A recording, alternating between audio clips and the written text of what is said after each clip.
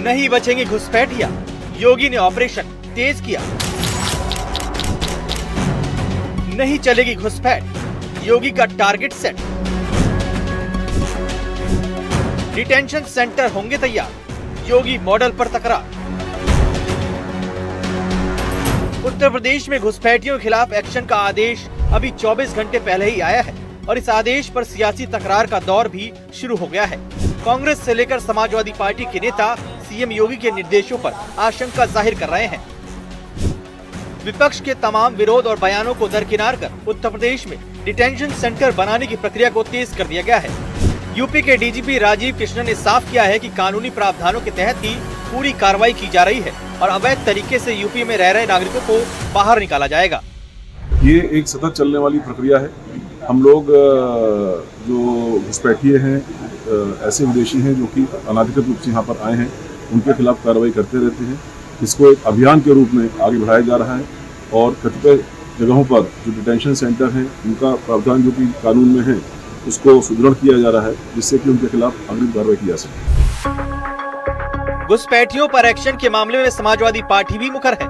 घुसपैठियों पर एक्शन को समाजवादी पार्टी ने स्पेशल इंटेंसिव रिवीजन यानी SIR की प्रक्रिया से जोड़ दिया। समाजवादी पार्टी के नेता रविदास मेहरोत्रा ने आरोप लगाया है कि मुस्लिम वोटर्स के नाम काटने की साजिश रची जा रही है और इस फॉर्मूले का असर अखिलेश यादव की सियासी प्रोजेक्ट PDA पर पड़ेगा।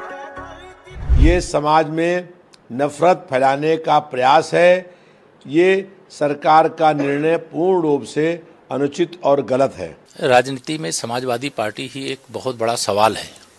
जिन लोगों ने गुंडाई के बल पर बूथ को लूट करके प्रदेश को लूटने का काम किया, जातिवाद और परिवारवाद और दंगाइयों को, अपराधियों को, माफियाओं को बढ़ावा देने का काम किया, और जो लोकतंत्र पर विश्वास रखता है, जो भारत के संविधान पर विश्वास रखता है, वो इसका हिस्सा बन करके इसमें शामिल हो रहा है।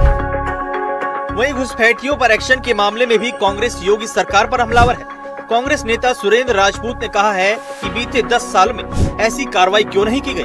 उन्होंने अंदेशा जताया है कि घुसपैठियों पर कार्रवाई की आड़ में मुस्लिमों को परेशान किया जा रहा है। पिछले 11 साल से भारतीय जनता पार्टी की सरकार अगर अवैध बांग्लादेशी या रोहिंग्या बंगाल की सीमा से उत्तर प्रदेश तक पहुंच गए हैं तो यह गृह मंत्रालय की सबसे बड़ी नाकामी है। गृह मंत्री प्रचार मंत्री के रूप में काम कर रहे हैं, गृह मंत्री गृह मंत्रालय का काम नहीं संभाल रहे हैं और उन्हीं के राज में घुसपैठिए जिस तरीके के आरोप लग रहे हैं, जिसकी वजह से डिटेंशन सेंटर बनाने की जो है उत्तर प्रदेश को बनाने पड़ रहे हैं, मजबूरी पड़ रही है। योगी आदित्यनाथ जी को मजबूरी पड़ रही है डिटेंशन सेंटर बनाने की, तो ऐसे गृह मंत्री को तो बर्खास्त कर देना चाहिए। भारत तो देश जो है संविधान से चलता है, संवैधानिक व्यवस्था है दुनिया में भी। अमेरिका में देखो कैसे रहते हैं भाई, एक तो वहाँ के नागरिक हैं, एक बाहर के लोग हैं, तो उसी तरीके भारत में होना चाहिए ना कि भारत के नागरिक का नागरिकता को। यूपी कांग्रेस के अध्यक्ष अजय राय भी घुसपैठियों पर कार्रवाई को शक के दायरे में खड़ा कर रहे हैं। साथ ही समाजवादी पार्टी भी कांग्रेस के सुर से सुर मिला रही है। 25 चल रहा है, मुझे लगता है कि 5 साल उधर, 8 साल हो गए। 8 साल में भी तो घुसपैठियों की पहचान नहीं कर पाए। ये हास्यास्पद बात है। 8 साल से आपकी सरकार क्या कर रहे थे? इसका मतलब कि आपकी काम करने की क्षमता नहीं है। मुख्यमंत्री जी का ये आदेश डीएम को आ गया घुसपैठियों को भगाया जाए। तो माननीय मुख्यमंत्री जी, मेरा आपसे एक सवाल है। आप एक प्रदेश के मुख्यमंत्री हैं, आपको कोई राइट नहीं है इस देश में किसी को लाने का और बाहर निकालने का। वो राइट माननीय प्रधानमंत्री श्री नरेंद्र मोदी जी को है। जाहिर है दिल्ली ब्लास्ट के बाद पूरे देश में जहां अवैध नागरिकों के खिलाफ कार्रवाई तेज हो गई है, ऐसे में देश के सबसे बड़े राज्य यूपी में हो रही कार्रवाई बेहद जरूरी है। लेकिन ऐसी कार्रवाई पर हो रही सियासत समझ से परे है। Bureau report, NDTV India. तो एक्शन में योगी सरकार है और घुसपैठियों पर प्रहार है। आइए सिलसिलेवार तरीके से आपको बताते हैं। दरअसल देखिए, प्रशासन अवैध घुसपैठियों की पहचान सुनिश्चित करे और कार्रवाई शुरू करे, ये सीधा सीधा आदेश दिया गया है। घुसपैठियों को रखने के लिए सभी जनपद में अस्थायी डिटेंशन सेंटर बनाए जाए, ये भी आदेश में है। साथ ही तीसरा जो बड़ा आदेश है वो ये कि डिटेंशन सेंटर में विदेशी नागरिकता रखने वाले घुसपैठियों को रखा जाएगा। चौथी बड़ी बात यह है इस आदेश की कि आवश्यक सत्यापन की प्रक्रिया पूरी होने तक आवास सुनिश्चित किया जाएगा। पांचवा जो पॉइंट है वो आप देखिए, अवैध घुसपैठियों को तय प्रक्रिया के तहत उनके मूल देश भेजा जाएगा। तो ये वो आदेश है जिसको लेकर के ये आदेश फिलहाल जारी किया गया है। संगम नगरी प्रयागराज में माघ मेले की तैयारियां युद्धस्तर पर जारी हैं। सीएम योगी खुद तैयारियों की मॉनिटरिंग कर रहे हैं। ऐसा इसलिए भी है क्योंकि दिल्ली ब्लास्ट के बाद पूरे देश में सुरक्षा एजेंसियां अलर्ट मोड पर हैं और साल 2026 का पहला सबसे बड़ा सनातनी आयोजन माघ मेला ही होगा। लिहाजा योगी ने यूपी एटीएस को भी माघ मेले की सुरक्षा का जिम्मा सौंप दिया है। क्या कुछ खास इंतजाम है माघ मेले को लेकर, इस रिपोर्ट में देखिए।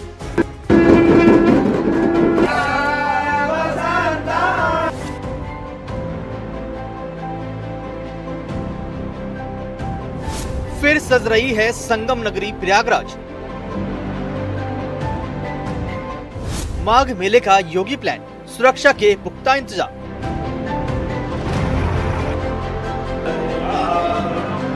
यूपी एटीएस संभालेगी कमान, योगी का सबसे बड़ा इम्तिहान। दिल्ली में हुए धमाके के बाद उत्तर प्रदेश में सबसे बड़े सनातनी आयोजन का आगाज होने वाला है। 3 जनवरी 2026 से शुरू होने जा रहे माघ मेले को सीएम योगी की सबसे बड़ी परीक्षा के तौर पर देखा जा रहा है। महाकुंभ के बाद अब योगी सरकार इस बार 2026 में लगने जा रहे माघ मेले को भी भव्य और दिव्य बनाने में जुटी हुई है। सीएम योगी लगातार एक्शन में है। उन्होंने माघ मेले की तैयारियों को लेकर अधिकारियों के साथ मेला प्राधिकरण में बैठक की और साथ ही साथ मेला क्षेत्र का निरीक्षण के साथ कई अहम निर्देश भी जारी किए। इस बार माघ मेला क्षेत्र का दायरा बढ़ाया गया है। इस बार 800 हेक्टेयर में 7 सेक्टर में टेंट सिटी लगाई जा रही है। उम्मीद जताई जा रही है कि पूरे मेले के दौरान 12 से 15 करोड़ श्रद्धालु आएंगे, जिसके मद्देनजर सभी व्यवस्थाएं पुख्ता की गई हैं। संगम में एसपी मेला की तैनाती की गई है। अन्य अफसरों और पुलिस कर्मियों की भी तैनाती की जा रही है।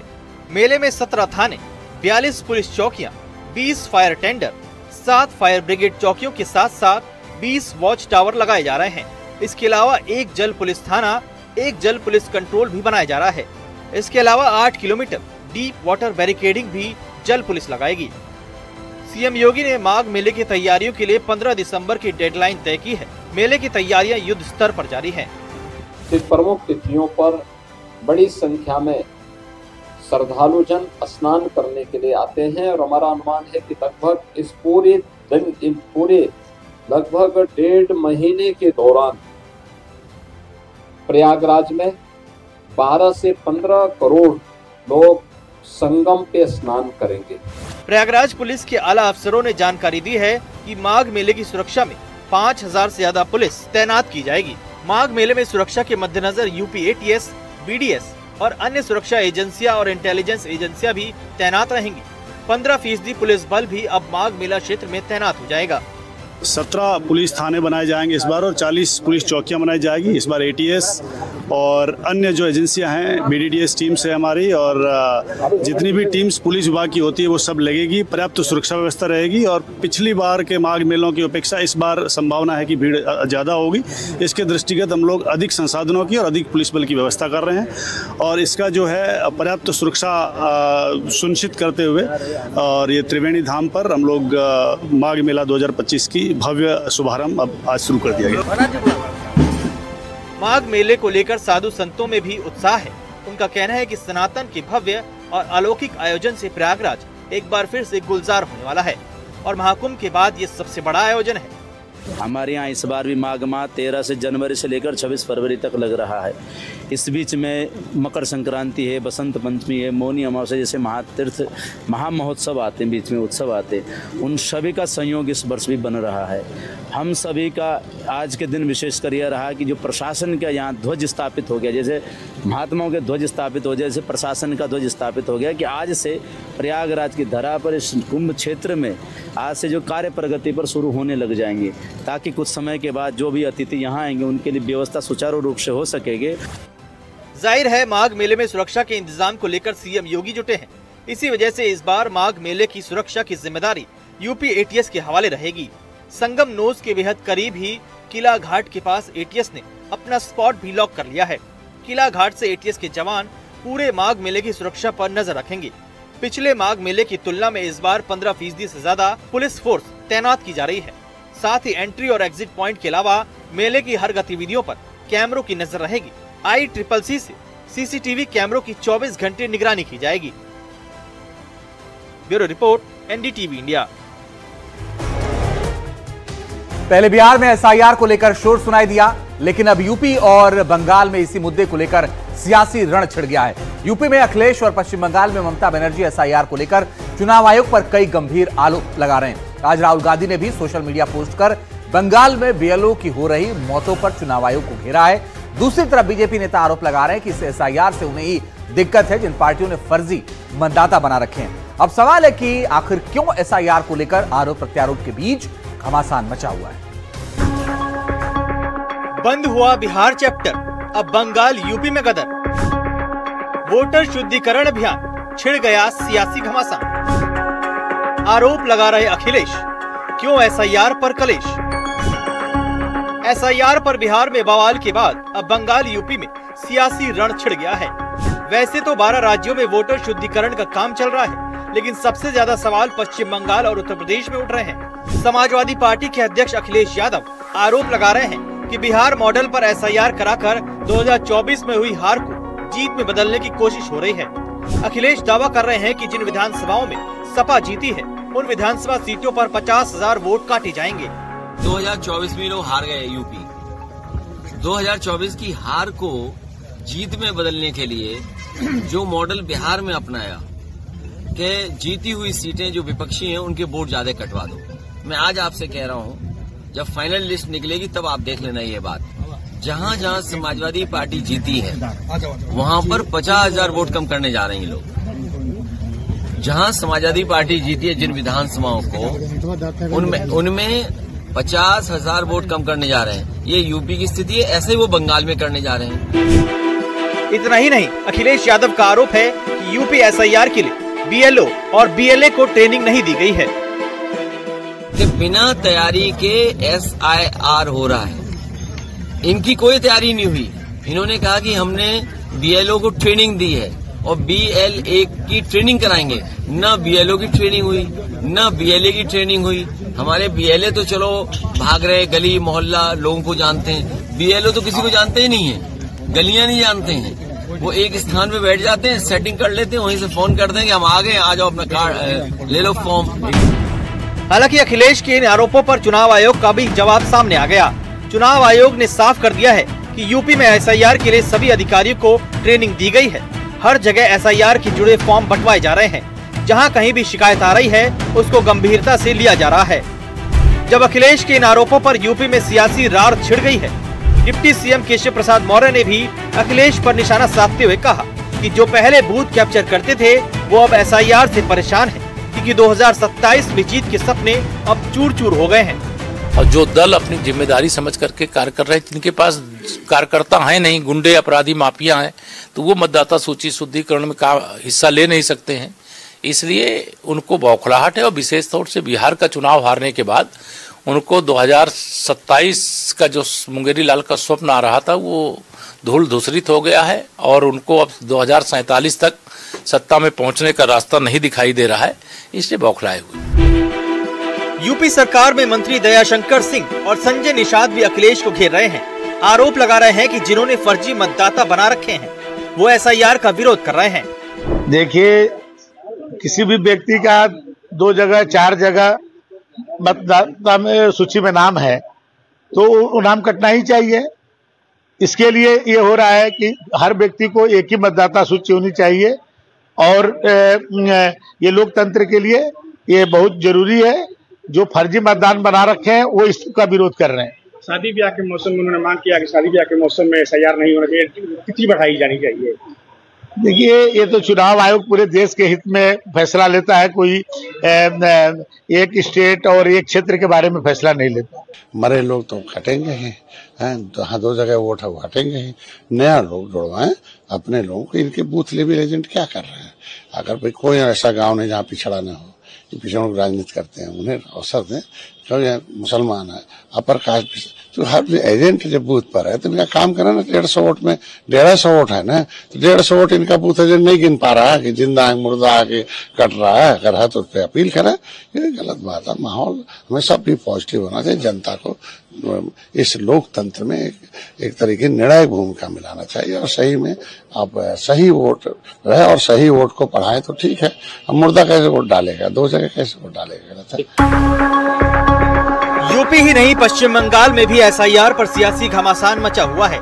मुख्यमंत्री ममता बनर्जी ने मुख्य चुनाव आयुक्त को पत्र लिखकर राज्य में चल रही विशेष गहन पुनरीक्षण प्रक्रिया को रोकने का आग्रह किया है।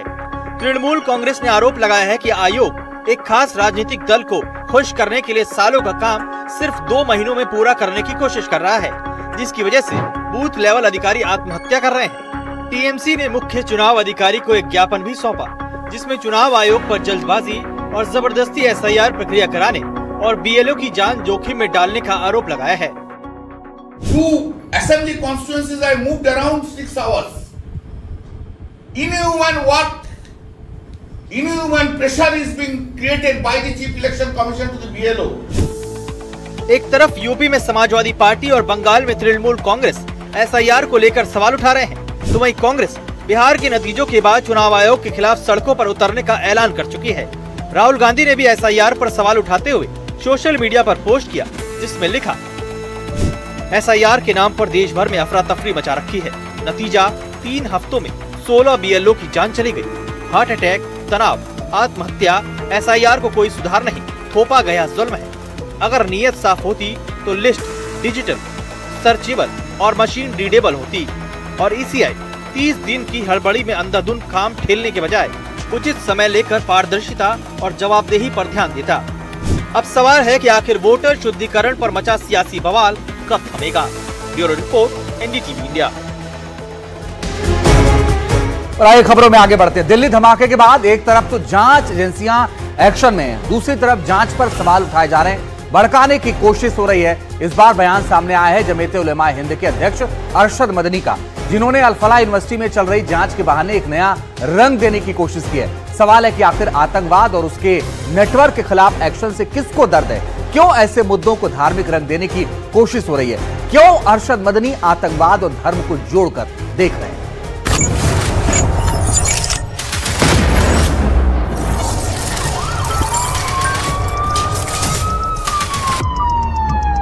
हिंदुस्तान के अंदर किसी मुस्लिम यूनिवर्सिटी का कोई आदमी वाइस चांसलर नहीं बन सकता।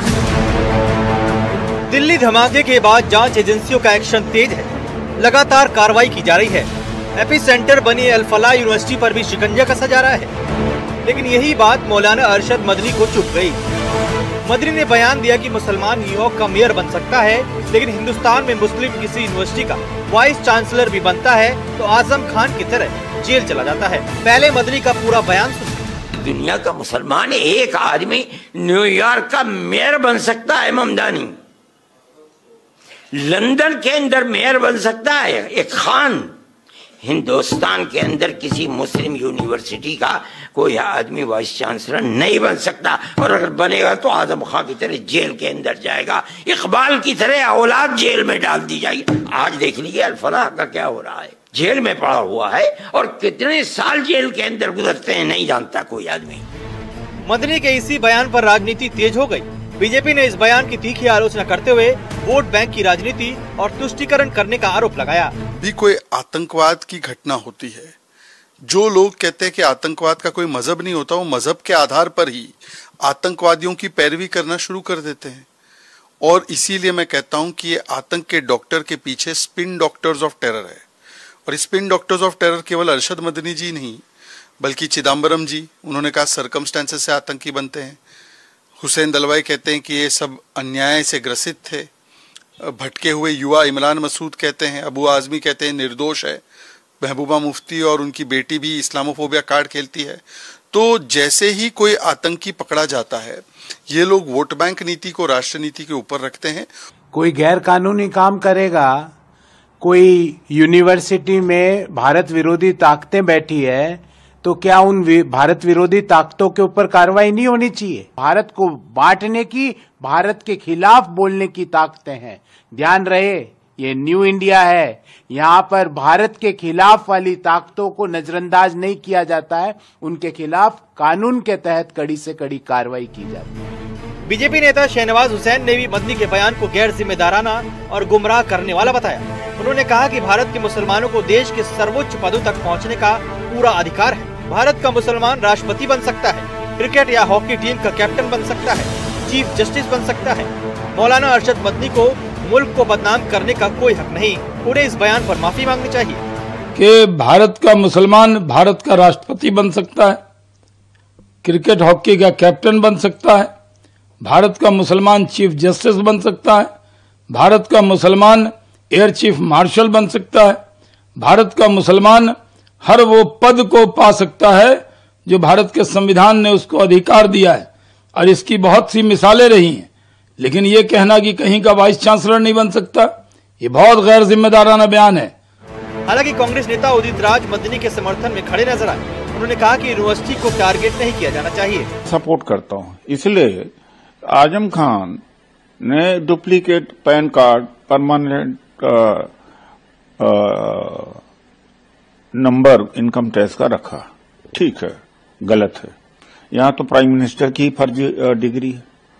यहाँ लाखों वोटर्स हैं जिनका डुप्लीकेट वोटर्स हैं, लाखों आधार हैं, उनको भी जेल भेजा गया। टेररिज्म को क्षमा नहीं करने, लेकिन पूरी यूनिवर्सिटी को टारगेट नहीं कर सकते ना, बंद कर दे यूनिवर्सिटी, ये नहीं कर सकते। वहीं ऑल इंडिया इमाम ऑर्गेनाइजेशन के चीफ उमर अहमद इलियासी ने मदनी के बयान को माहौल खराब करने वाला बताया और कहा कि मदनी ने आतंकवाद का और आतंकियों का समर्थन किया है। आज जिस तरह से उन्होंने अल फलाह यूनिवर्सिटी के हवाले से उनका समर्थन किया है, तो कहीं ना कहीं मुझे लगता है कि उन्होंने आतंकवाद का समर्थन किया है, आतंकवादियों का समर्थन किया है। दरअसल दिल्ली धमाके को लेकर अल फलाह यूनिवर्सिटी समेत कई राज्यों में एजेंसियां जांच कर रही हैं, आतंकियों के सबूत जुटाने में जुटी हैं। अल फलाह यूनिवर्सिटी सवालों के घेरे में ज्यादा इसलिए भी है क्योंकि धमाके का मास्टरमाइंड डॉक्टर उमर और जैश की महिला विंग की कमांडर डॉक्टर शाहीन इसी यूनिवर्सिटी से जुड़ी है। इसके अलावा जांच एजेंसियों को कुछ ऐसे सबूत भी हाथ लगे हैं जिसका जवाब जानने के लिए यूनिवर्सिटी में जांच की जा रही है, लेकिन मदनी ने यह बयान देकर इस जांच को अलग ही रंग दे दिया। Bureau report, NDTV India.